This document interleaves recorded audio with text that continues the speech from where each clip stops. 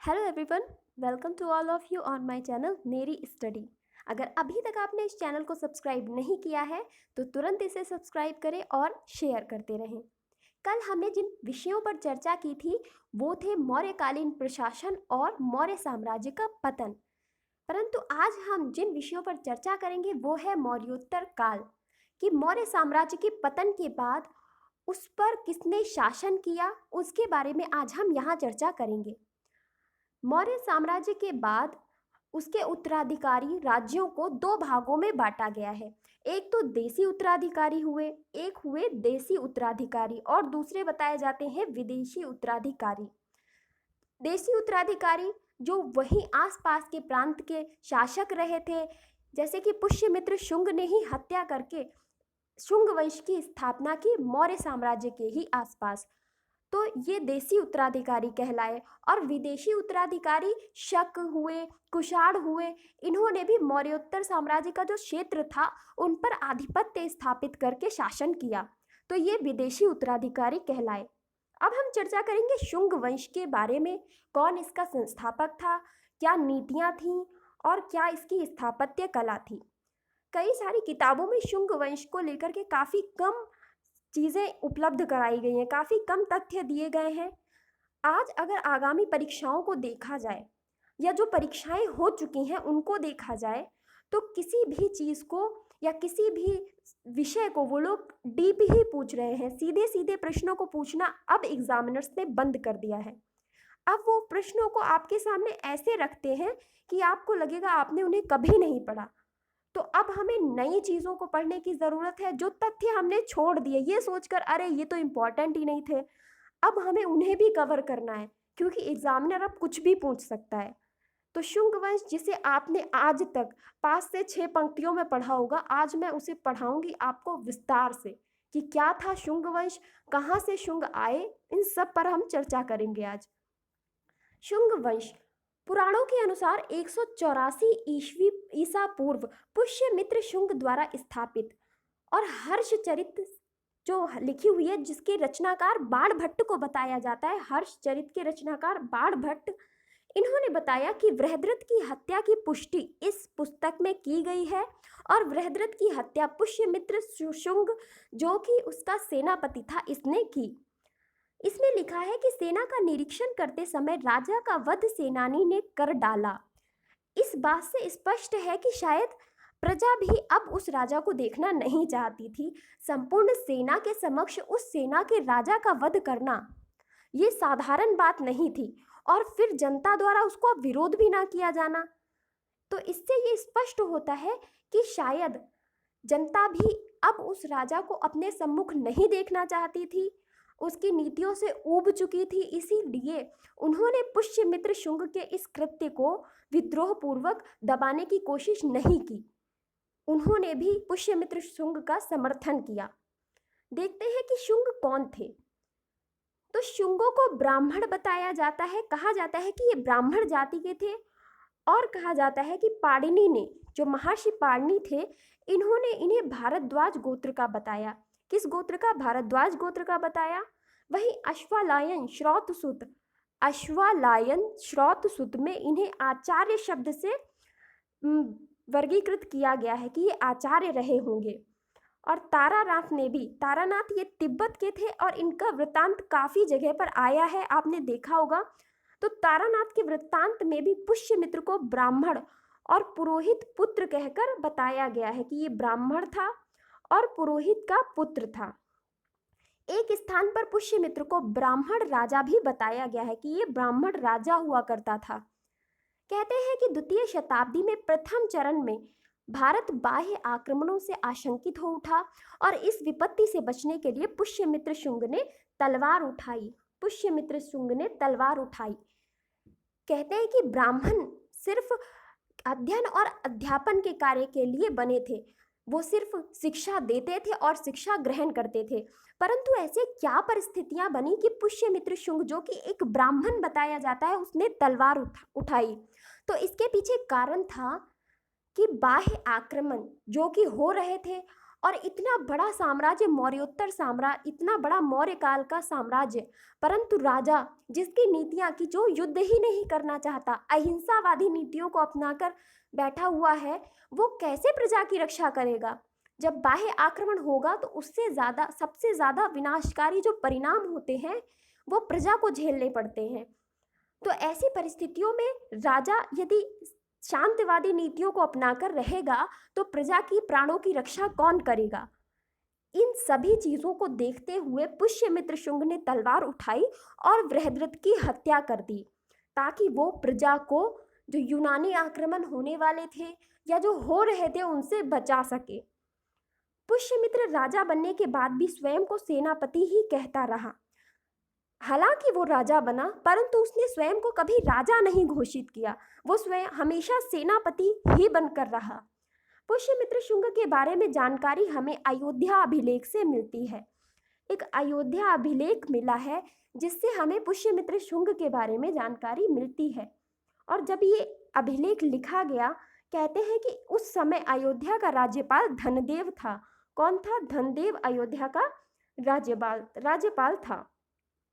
इसी अभिलेख से हमें पुष्यमित्र द्वारा 2 अश्वमेध यज्ञ कराए जाने का पता चलता है और उनमें महर्षि पतंजलि की भूमिका का भी पता चलता है।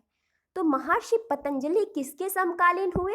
महर्षि पतंजलि पुष्यमित्र शुंग के समकालीन हुए, क्योंकि जो 2 अश्वमेध यज्ञ कराए गए पुष्यमित्र शुंग के द्वारा, उसमें पतंजलि की भूमिका का हमें पता चलता है।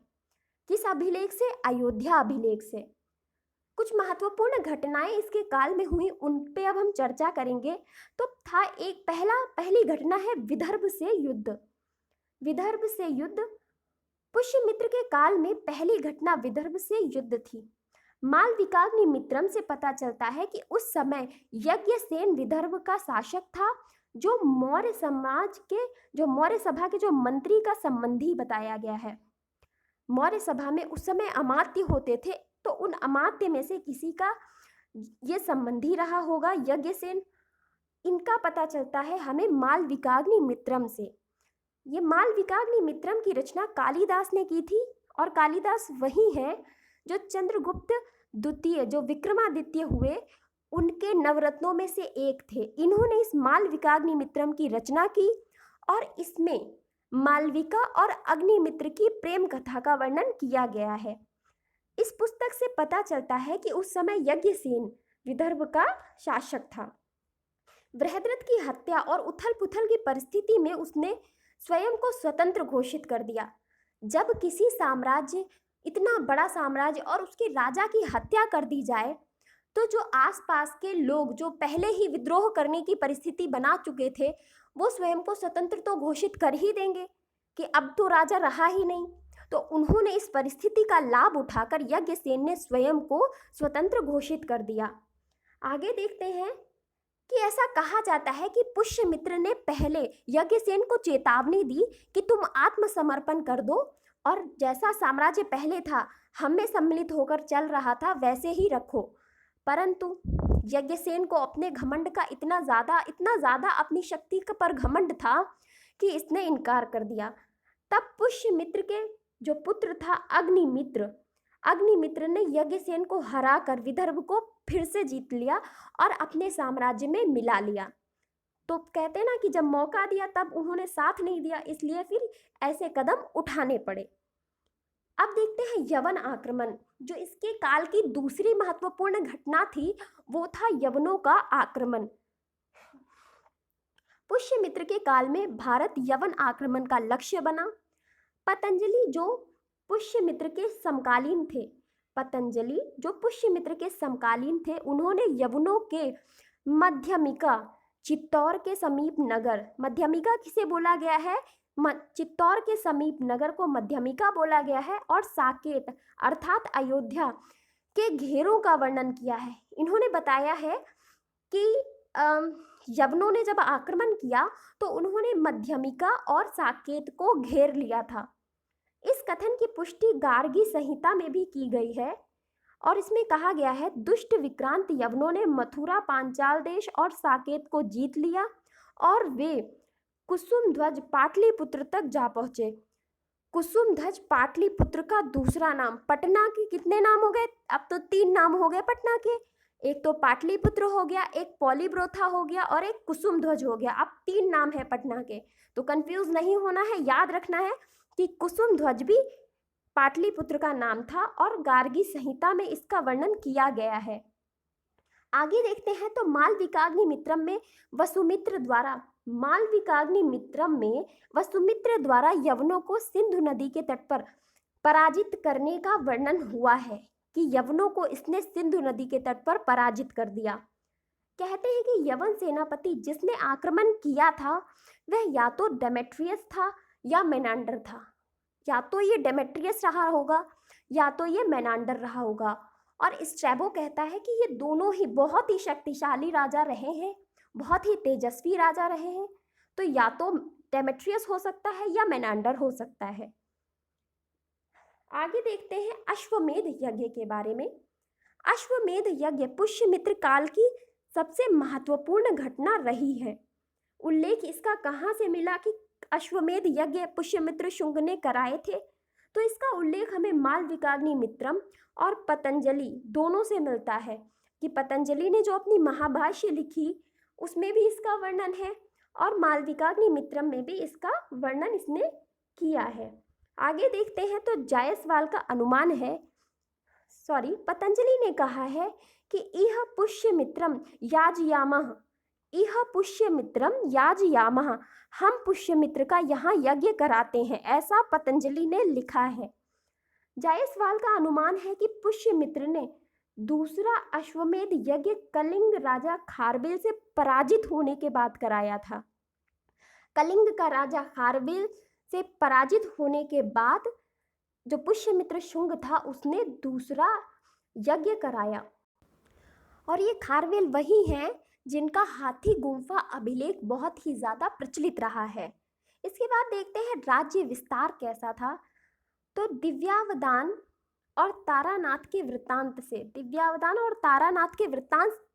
से पता चलता है कि जो पुष्यमित्र था उसका अधिकार पंजाब में जालंधर और शाकल बोला जाता था सियालकोट को, जो वर्तमान पाकिस्तान में स्थित है।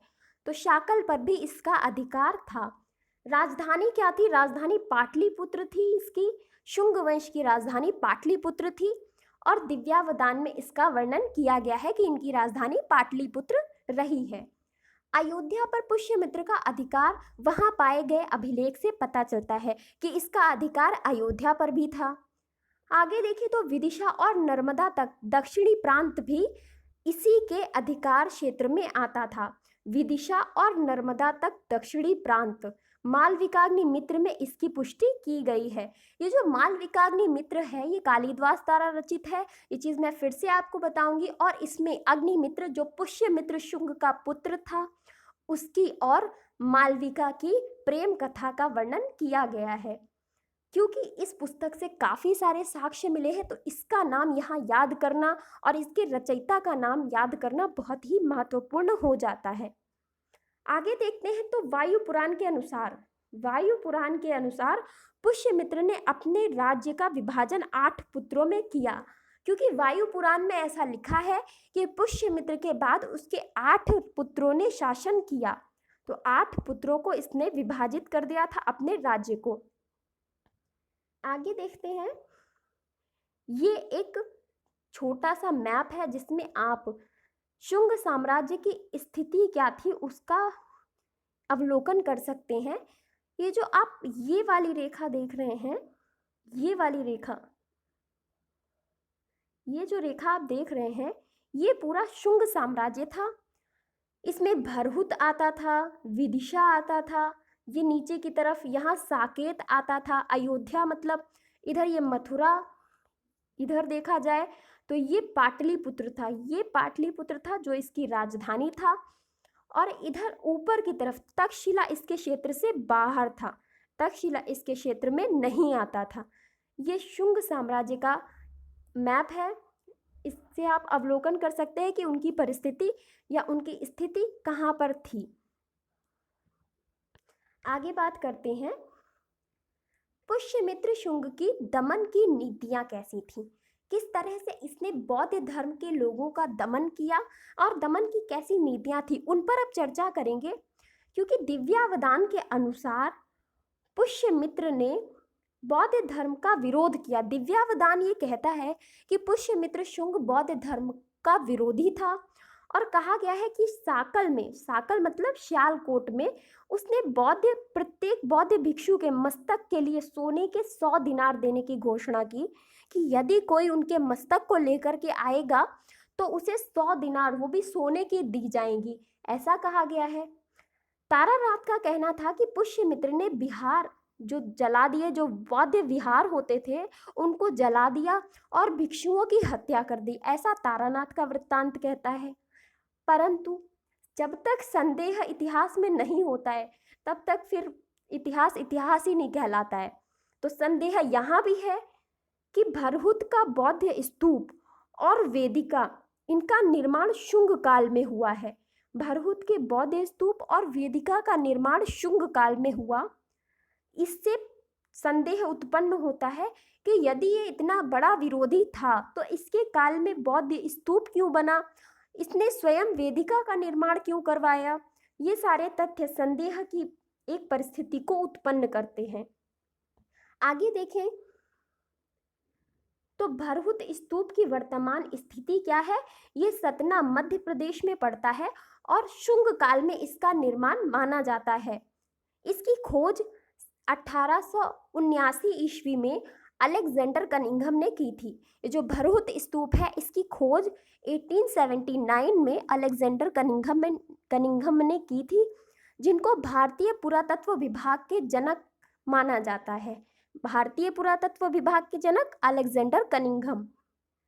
अब देखते हैं कि उसके उत्तराधिकारी कौन कौन हुए। तो 36 वर्षों तक पुष्यमित्र शुंग ने शासन किया। उसके बाद 148 ईसा पूर्व में इनका निधन हो गया, जिसके बाद 148 ईसा पूर्व में अग्निमित्र राजा बना। 8 वर्षों तक शासन किया ऐसा कहा जाता है, परंतु अग्निमित्र ने 8 वर्षों तक शासन किया, परंतु उसके शासनकाल की किसी भी घटना का उल्लेख कहीं भी नहीं मिला कि इसके शासनकाल में क्या हुआ और कैसी परिस्थितियां थीं, इनका उल्लेख कहीं भी नहीं मिला।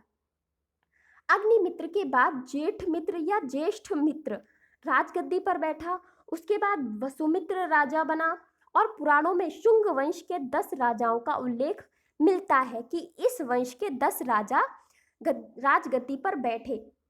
9वां राजा भागवत संभवतः बेसनगर स्तंभ का काशी पुत्र भागभद्र है। ऐसा कहा जाता है कि जो 9वां राजा भागवत है वो बेसनगर एक स्तंभ इसी काल में बनवाया गया, जिसमें गरुड़ स्तंभ बहुत ही प्रसिद्ध है। तो वो काशी पुत्र, उसमें भागभद्र को बताया गया है, उनका उल्लेख है और कहा जाता है कि ये जो भागभद्र है यही भागवत था।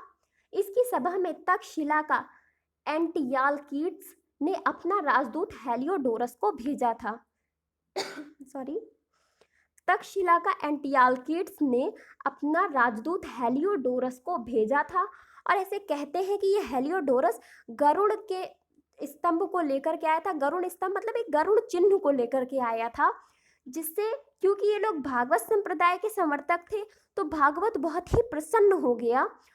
और बाद में ऐसा वर्णन भी मिलता है कि हेलियोडोरस ने भी भागवत धर्म को अपना लिया था और ये स्वयं कहता है, बेसनगर स्तंभ लेख में लिखा है कि इसने स्वयं को भागवत बताया है, स्वयं को भागवत बताया है।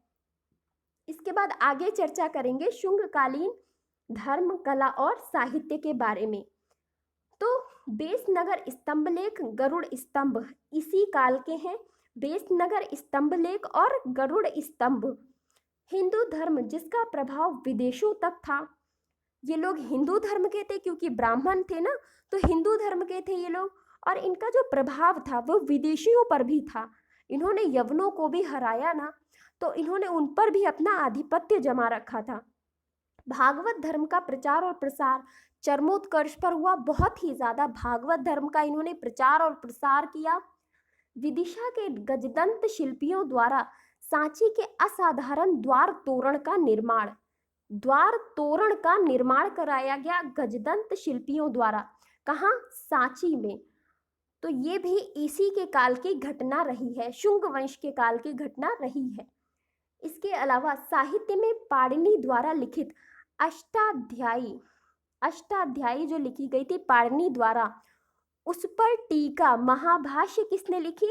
पतंजलि ने लिखी। पतंजलि ने महाभाष्य टीका लिखी जो कि अष्टाध्यायी की टीका है। और अष्टाध्यायी की रचना किसने की थी? पाणिनि ने की थी। और ये अष्टाध्यायी एक व्याकरण की पुस्तक है। संस्कृत भाषा का पुनरुत्थान पतंजलि के योगदान से फिर से इस काल में हुआ। संस्कृत भाषा, तो भाषा कौन सी इनकी थी? भाषा इनकी संस्कृत थी, क्योंकि संस्कृत भाषा का फिर से पुनरुत्थान इनके काल में किया गया पतंजलि के सहयोग से।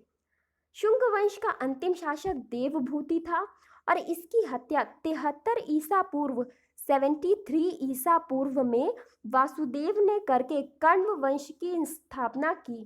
कण्व वंश की स्थापना इसने की थी। किस वंश की? कण्व वंश की वासुदेव ने स्थापना की थी। ये था शुंग वंश, जिसमें मैंने बहुत ही महत्वपूर्ण तथ्यों को शामिल किया। हो सकता है कई लोगों ने इन तथ्यों को नहीं पढ़ा हो, तो आज आपको अवसर मिलेगा इस वीडियो के माध्यम से इन तथ्यों को पढ़ने का। चैनल नेरी स्टडी को ज़रूर सब्सक्राइब करें और शेयर करें। Thank you for watching.